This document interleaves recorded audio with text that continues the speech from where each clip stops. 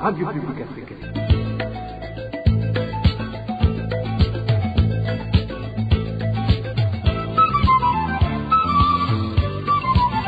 Radio Publique Africaine.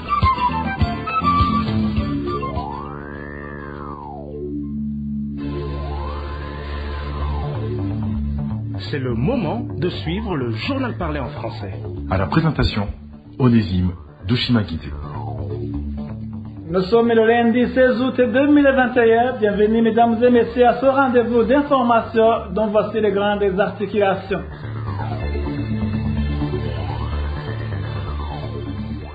La quête de la légitimité politique que le parti au pouvoir n'a pas tirée des récentes élections serait la principale cause de la perpétuité de différentes exactions commises par le régime CNDD-FDD à l'égard des membres et leaders du parti CNL. Analyse du politologue Yves Stéphane, vous allez l'entendre dans cette édition. Et la mise en application des mesures et barrières contre le coronavirus laisse à désirer au Burundi. Des incohérences se remarquent dans les proposés actes des dirigeants du pays en ce qui concerne la lutte contre la propagation de cette pandémie. Nouvelle pénurie de carburant de type essence et mazout en province de Gitega depuis quelques jours. Les utilisateurs de ce carburant craignent une éventuelle hausse de prix de ce produit. Les détails dans quelques secondes.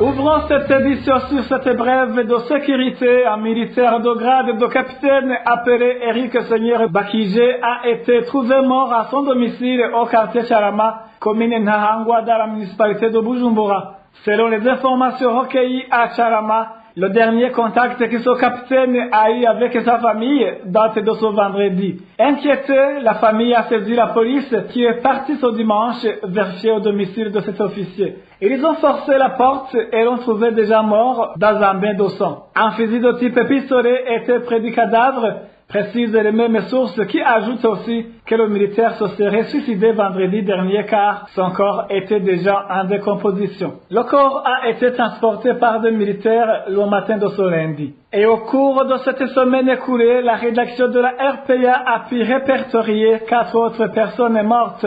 Les victimes sont de 4 différentes provinces. Francine Mahoro. Les provinces qui ont enregistré des cas d'assassinat au cours de la semaine passée sont Bururi, Muyinga, Kirundo et Ngozi. Anselme Savimana, âgé de 35 ans, est la victime de la province Ngozi. Il a été tué poignardé par un inconnu sur la colline Mongele, zone Mivo, commune et province Ngozi jeudi dernier. Les motifs de cet assassinat restent inconnus. La veille, c'est-à-dire mercredi dernier, en province de Bururi, un nommé Jean Bosco Kiduranya a été tué à l'aide d'une grosse pierre. Il a été assassiné par des voleurs qui venaient pour dérober dans un magasin que la victime gardait au quartier Mogozi du chef-lieu de la province de Bururi. Les administratifs et la police à Bururi ont promis des enquêtes sur ce cas. Lundi de cette semaine écoulée, un certain Dereimana a été découvert mort à son domicile sur la colline Nobwe, commune Giteranyi, province Muyinga. Sa famille affirme que la victime a été tuée par des gens non encore identifiés. La dernière victime répertoriée par la RPA a été assassinée ce même lundi en province Kirundo. Jean Dengengoma, âgé de 35 ans, a été tué par coup de Ouizé sur la colline Kivumo, commune Kirundo. L'auteur du crime est sa femme. Les conflits familiaux seraient à l'origine de ce crime.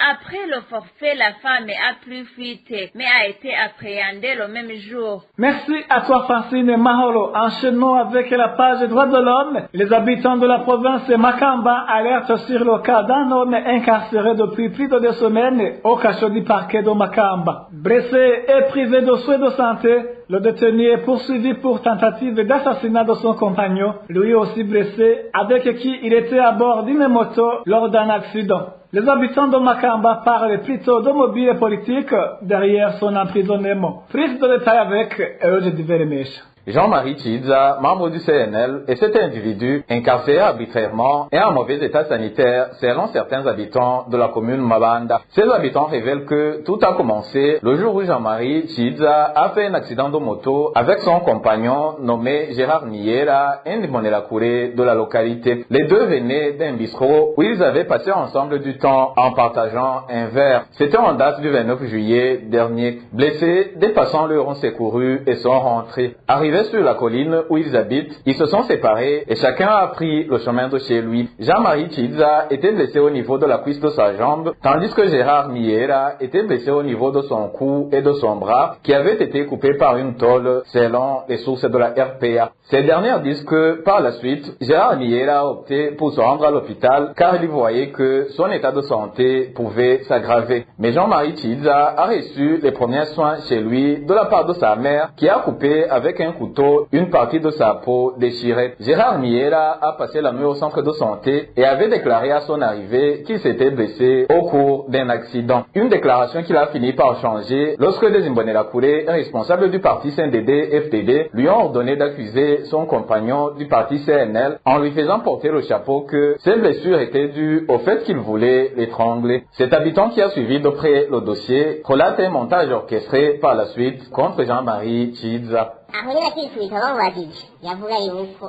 À l'hôpital, il disait qu'il a fait un accident. Mais après, ils sont partis chez Chiza et ont pris un couteau que sa mère avait utilisé pour enlever une partie de sa peau déchirée. Ce couteau a été transformé en une preuve d'accusation que Chiza voulait l'étrangler. Jean-Marie Chiza a été arrêté le lendemain en date du 30 juillet et a été conduit au cachot de la commune Mabanda où il a séjourné jusqu'au 10 août. Après, il a été transféré au cachot du parquet de Makamba où il est incarcéré jusqu'à l'heure actuelle. Son membre du parti CNL a sollicité qu'il soit entendu et que les gens qui les ont secourus le jour de l'accident soient également entendus. Ce qui a été refusé par un officier de la police judiciaire qui avait le dossier. L'une des sources dit que la santé de Gérard Chiza continue à se détériorer. Il a été sorti de son premier cachot communal au moment où l'os de sa jambe sur la partie où il s'était blessé était visible et lui causait plusieurs douleurs. Le PJ qui a fait le dossier avait refusé de l'interroger en disant qu'il ne peut pas le faire avant que son compagnon hospitalisé ne guérisse. Un acte qui nous a étonnés puisque Chiza lui aussi était souffrant et l'est toujours en prison et qu'il ne bénéficie même pas de soins. Certains habitants de Mabanda disent que Gérard Chiza serait victime de son appartenance politique car, dans le passé, il avait été convoité pour qu'il adhère au parti CNDD-FDD. Mais à l'époque, il n'avait pas obtempéré. Il demande ainsi à l'administration et à la justice de le libérer car étant souffrant et emprisonné arbitrairement. À ce propos, la RPA a tenté de joindre sur téléphone Françoise Ngozi-Lazana, la gouverneure de Makamba, mais son téléphone sonnait sans que personne ne décroche. Merci à toi aussi, Héros de Duvelle Mécha. Après cette petite transition, nous parlons politique. La perpétuité de différentes exactions commises par le régime CNDD-FDD à l'égard des membres et leaders du parti CNL s'explique par une quête de légitimité politique que le parti au pouvoir n'a pas tiré des récentes élections. Analyse du politologue Yves Stéphane qui explique que cette stratégie du pouvoir Évariste Ndayishimiye est un héritage de son prédécesseur et vise à anéantir complètement son principal rival par l'intimidation et la violence. Suivez plutôt le politologue Yves Stéphane qui suit d'après la région de Galac. C'est une première logique d'intimidation et de deux, de faire taire par tous les moyens l'opposition. Tout ce que prend le parti au pouvoir, c'est la légitimité, c'est dans quelles conditions les élections se sont passées. Il n'y a pas eu d'observateurs internationaux et la conférence des évêques de Bondy a quand même remonté quelques irrégularités qui n'ont pas été entendues par la Cour constitutionnelle et qui ont validé des résultats. Donc, au jour d'aujourd'hui, n'ayant pas la légitimité, et la seule légitimité, c'est de continuer l'ancien travail du président défunt. Donc, pour trouver cette légitimité, c'est uniquement par la force et par les actions comme ça a été fait jusque-là. Donc il y a un problème de légitimité qui se pose et face à ce problème de légitimité, on utilise des méthodes qui jusque-là ont été employées. Ça veut dire que écoute, exactions, violence, intimidation et éventuellement assassinat par des homicides illégaux, par des arrestations arbitraires, des disparitions forcées quand cela est nécessaire. Celui de la semaine dernière encore, où un membre du parti d'opposition a été tabassé et puis qui est maintenant, je pense, à la prison alors qu'il n'a pas été jugé. Tout porte à quoi que le système en place, j'allais dire, au cours d'ISA est toujours en train de continuer. L'analyste Yves Stéphane explique également que cette identification des membres du parti CNL comme des ennemis du pays s'inscrit dans la logique des régimes dictatoriaux. Encore une fois, le politologue Yves Stéphane. Vous n'êtes pas sans savoir qu'à l'intérieur du parti au pouvoir, il y a plusieurs positions. On sait très bien qu'il y a une partie de l'armée, des généraux, qui a une position beaucoup plus dure. Donc, avec cette approche, le président aussi est en train de reprendre la main pour dire, écoute, à une partie de ses électeurs, du moins du parti au pouvoir, il a aussi une position assez dure et par rapport à la frange dure, peut tenir des positions fortes. Il sait ce qu'il faut faire quand c'est nécessaire pour reprendre la main par rapport à tout un groupe des généraux qui veulent une position beaucoup plus dure. L'ennemi, on peut le combattre par la violence. Or, celui qui dit la vérité, le seul moyen de le combattre, c'est de le supprimer. Donc, c'est exactement ce qu'ils veulent. Éventuellement, avec les groupes armés, on peut renégocier, on peut les donner un peu plus, j'allais dire, le pouvoir qu'ils veulent. C'est des anciens du parti au pouvoir qui se sont retirés et qui peuvent revenir. Or, avec les leaders de l'opposition, on cherche un Burundi où il y a la sécurité, où il y a la paix pour tous les Burundais et qu'il y a un dialogue inclusif. Au jour d'aujourd'hui, il n'y a pas du tout une volonté d'avoir un dialogue inclusif. Ils ont essayé tout ce qu'ils ont pu, ça n'a pas marché, et là c'est vraiment procédé par l'intimidation, comme ça peut se faire dans des régimes autocratiques et dictatoriaux.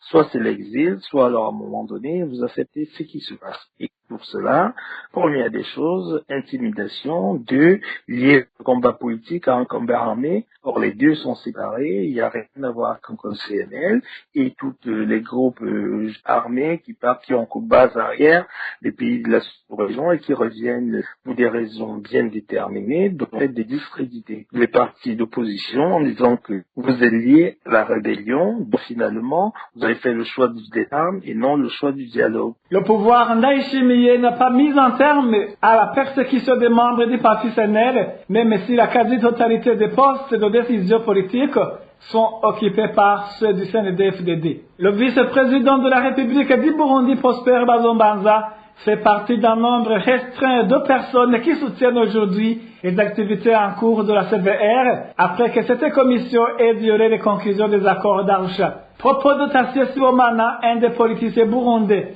Il réagit après que Prosper Bazombanza ait annoncé que le parti Prona soutient totalement les réalisations de cette commission. Pour Tassié Sibomana, ce n'est pas étonnant que Prosper Bazombanza soutienne les réalisations du parti au pouvoir, car il cherche à tout prix à satisfaire ceux qui l'ont placé à ce poste de vice-président de la République. Suivez plutôt Tassié Sibomana. Il ne faut pas perdre de vue que la personne de M. Bazombanza est prise en tant que vice-président de la République et en tant que membre de l'aile de l'UPRONA ultra-minoritaire et allié au parti pouvoir. Donc, ce qui est dit ne peut pas être contraire à du système en place. Ça, c'est le premier aspect. Deuxième aspect, je suis de ceux qui peuvent soutenir la CVR d'aujourd'hui en reconnaissant le principe comme quoi la CVR était une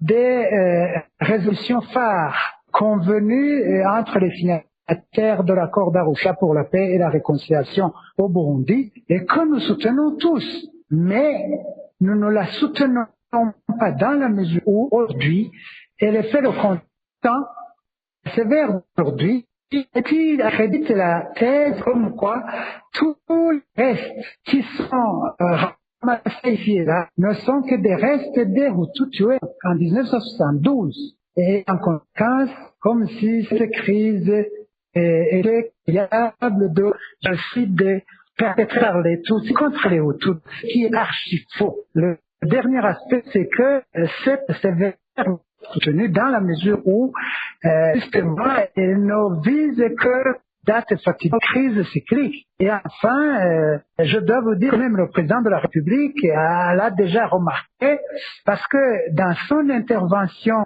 que j'ai suivie avec beaucoup d'attention hier, il voulait tranquilliser la population burundaise sur les activités de la sévère, comme quoi il n'y aura jamais 28, comme quoi il n'y aura jamais d'amalgame, comme quoi si on ne sera jamais remise en cause par ces activités, pour vous dire que lui-même, il a déjà senti les inquiétudes de la population qui sont fondées.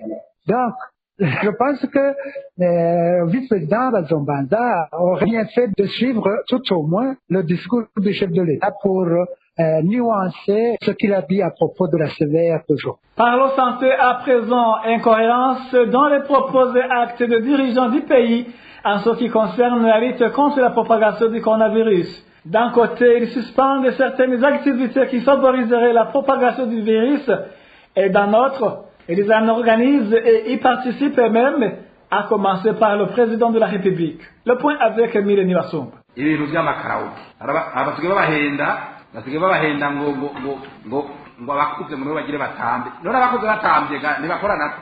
Il s'agit ici du ministre de l'Intérieur dans une réunion tenue à Gitega avec les gouverneurs de province il y a à peine 2 semaines. Gervais Ndirakobucha insistait sur le strict respect des mesures barrières contre la pandémie de Covid-19. Selon lui, les maisons de loisirs et les boîtes de nuit ne devaient plus fonctionner dans la mesure où dans ces maisons, les gens sont serrés et se touchent mutuellement. Par rapport au phénomène des karaokés, l'on vous manipule par le simple prétexte que ce sont les adultes qui vont danser. Est-ce que ces adultes qui, soi-disant, dépassent 45 ans, dansent sans se toucher les uns les autres? Ne se frottent-ils pas et vous les laissez faire? Nous n'avons pas encore permis de karaoké, encore moins les boîtes de nuit, et l'autorisation n'est pas pour demain tant que nos voisins là à côté restent enfermés. Le ministre Ndirakobucha a saisi l'occasion pour annuler tous les shows qui étaient au rendez-vous. Ici, on notera le concert du chanteur rwandais de la musique gospel Israël Mbonyi, le show du comédien connu sous le sobriquet de Kigingi, la tournée de concerts organisée par certains Burundais de la diaspora à Ngozi et à Gitega, les rassemblements des Banyamulenge pour commémorer le 17e anniversaire de l'assassinat des leurs à Gatumba et bien d'autres. Paradoxalement, un grand festival est organisé par l'épouse du président de l'Assemblée nationale, Daniel Gelaz Ndabirabe, depuis vendredi. Un festival qui réunit aussi bien les artistes burundais qu'étrangers, comme ceux en provenance du Sénégal et du Cameroun. Le chef de l'État en personne a participé à Giheta, sa commune natale, à la fête des communes. Une fête au cours de laquelle les gens se partageaient tout, jusqu'au chalumeau. Signalons qu'en date du 26 et 27 août courant, le parti au pouvoir CNDD-FDD tiendra un grand congrès en province Ngozi. Et dans ce temps, le citoyen lambda traîne toujours à respecter les quelques mesures barrières adoptées au Burundi. Dans différentes églises de la mairie de Bujumbura, par exemple, les dispositifs de lavage de mains sont installés presque partout. Toutefois, certains fidèles entrent dans certaines églises sans se laver les mains. Le détail avec Dani Claire, il la trouve.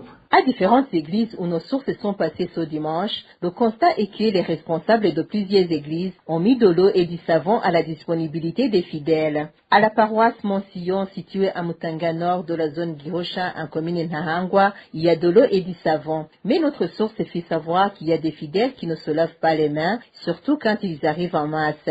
À l'église Saint-Augustin, située en zone Wuyenzi, il y a de l'eau et du savon, mais se lave les mains, c'est lui qui le veut. À l'église Guérison des âmes de Nyakabiga, les membres du protocole ne permettent à personne d'entrer sans se laver les mains. On a même interdit aux fidèles de se saluer en se serrant les mains. Toutefois, les chrétiens font savoir que les chaises restent serrées et qu'ils ne portent pas de masque. À la cathédrale Regina Mundi, l'eau et du savon sont mis à la disposition des fidèles, mais chacun se lave quand il veut. À l'église guérison des âmes de Kinindo, communément appelée chez Diridiri, personne n'est autorisé d'entrer sans se laver la main et on a interdit aux fidèles de se serrer les mains. Les responsables de cette église ont également opté pour organiser 2 cultes pour espacer les chaises. Par ailleurs, notre source indique que les microphones sont souvent désinfectés. Néanmoins, il y a des églises qui ne respectaient pas les mesures barrières pour prévenir les chrétiens contre la COVID-19. L'exemple est celui de l'église Bethel située en zone Musaga de la commune Muha où il n'y a aucun dispositif pour se prévenir contre la COVID-19,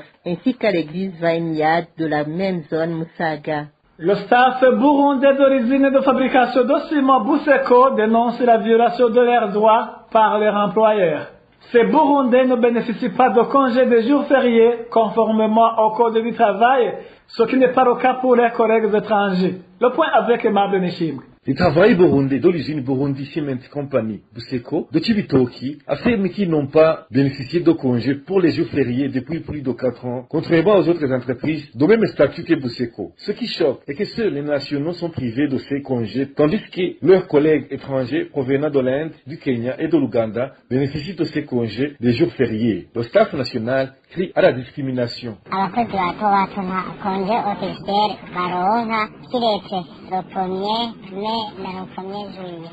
Les salariés n'ont pas droit aux congés officiels, excepté ceux du 1er mai et 1er juillet. Ce sont les étrangers seulement qui se reposent pendant les jours fériés. À la radio, on peut annoncer qu'il s'agit d'un congé payé, mais nous, ça ne nous concerne pas.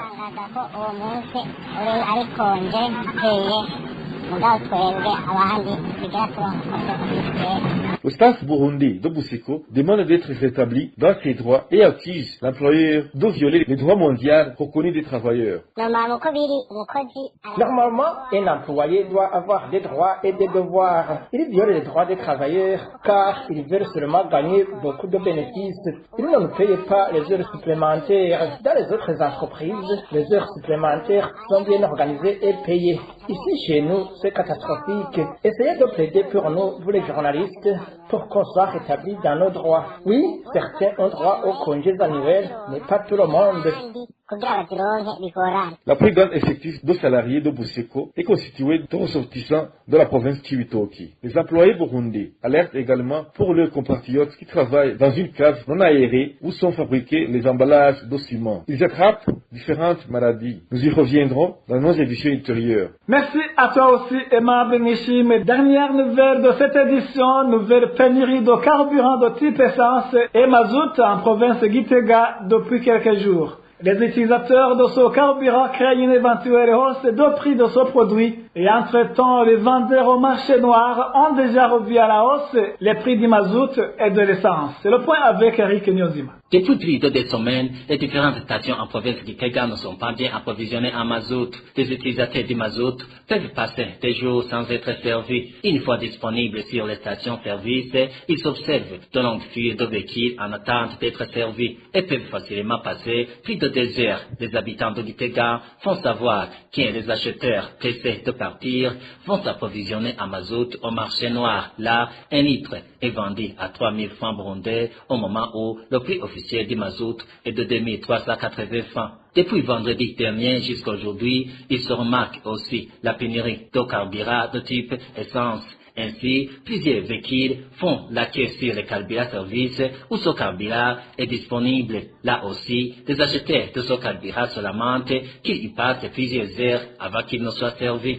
C'est toujours nos sources, un litre d'essence dont le prix officiel est de 2430 francs, sauvant entre 3000 et 4000 francs burundais au marché noir. Par conséquent, les propriétaires des camions qui transportent les marchandises et les camions qui transportent les matériaux de construction tels que le sable et le gazien ont déjà revu à la hausse le prix de leurs services entre 10 000 et 30 000 francs selon les kilomètres à parcourir.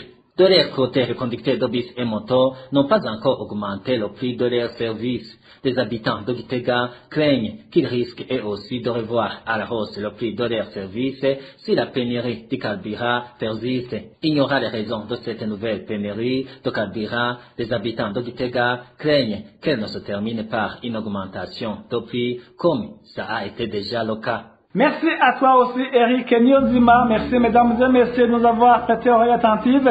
Ainsi s'achève cette édition. À la présentation, c'était Onésime de Chimagize. Je vous souhaite de passer un bon début de semaine.